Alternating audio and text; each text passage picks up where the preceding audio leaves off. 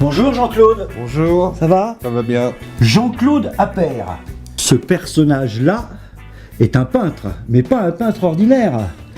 Un peintre qui peint sur de l'isorel avec une matière peu connue. Et il va nous faire découvrir sa passion. Ce qui est curieux avec Jean-Claude, c'est que tout démarre par une promenade bucolique à la campagne. Puisque l'intérêt, le but, c'est de rechercher des terres, des argiles, de natures diverses et variées. Ah, cette argile, quand je la trouve, elle est brute. Hein. Il faut la laver à grande eau pour enlever déjà toutes les impuretés qu'il y a dedans, c'est-à-dire tout ce qui est cailloux, tout ce qui est branches d'arbres, tout ce qui est végétaux qui sont restés en suspension dedans, qui ont été pris par l'argile. Donc il faut laver dans des grands bacs.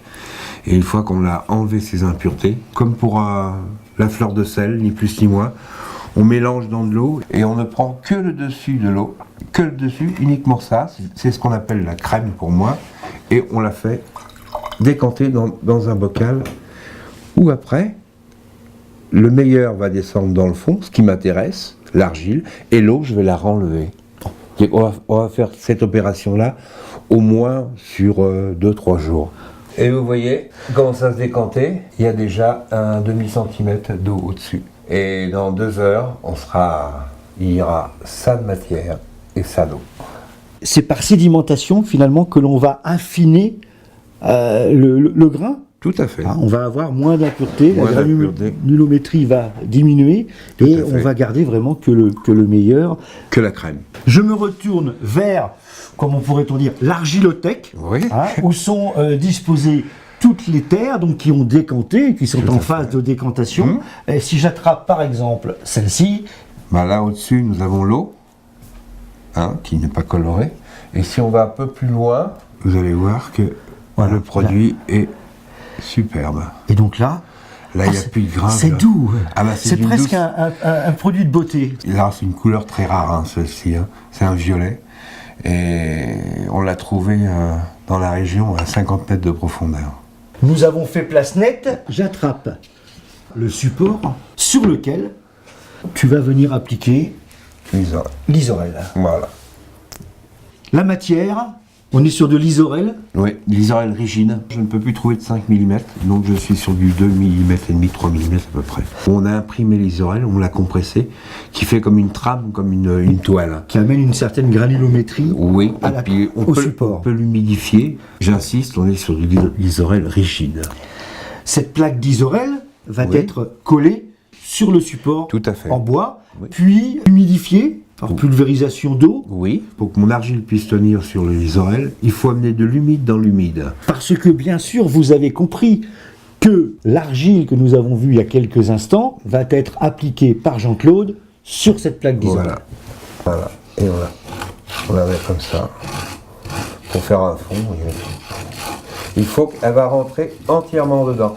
Et cette opération, pour la rendre noire, il va falloir que je la reproduise au moins 4 à 5 fois. Par superposition. Par superposition, pour que ça, par saturation, c'est rentré à l'intérieur. Une fois que c'est rentré à l'intérieur, sur un fond, comme ça, noir, je peux travailler tout ce que je veux dessus. Tant que c'est humide.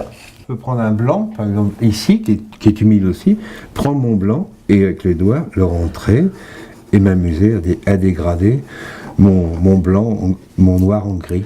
Oui, parce que ce que je n'ai pas dit, c'est que Jean-Claude ne peint qu'avec ses doigts. Voilà. Un peu au couteau. Et quelques cure-dents pour finir. Moi j'écris avec moi.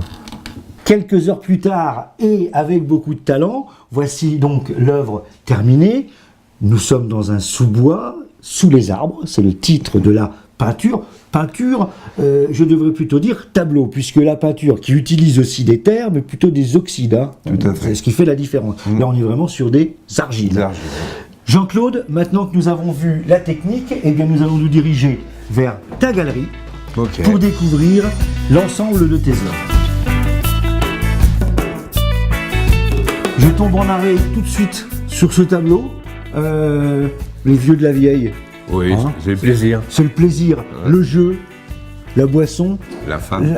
La pomme, c'est la pomme d'Adam, la pomme d'amour. Oui, c'est ça. C'est la tentation. Voilà. Combien de temps pour réaliser en gros un tableau comme ça? Alors, celui-ci, il a été fait d'une seule traite, 24 heures de travail. Petite question. Oui. Lorsque je passe la main sur ce tableau, j'ai une certaine rugosité. Oui. Et quand je regarde, j'ai presque un effet de relief. Ici à côté, j'observe une sorte de transparence. Si je passe la main sur le tableau, eh bien je n'ai plus du tout cet aspect granuleux que j'ai à côté. Tout à fait. C'est uniquement poncé avec du papier de verre et redessiné par-dessus. Ponce, et plusieurs reprises? Une fois seulement. Une fois. Une fois seulement. D'accord. Dire Mais que- l'effet est super parce que vraiment, ça donne vraiment l'impression qu'on est en effet de transparence. Oui, tout à fait. Ça donne la preuve que la matière rentre à l'intérieur du support et ne peut plus s'enlever. C'est un véritable artiste.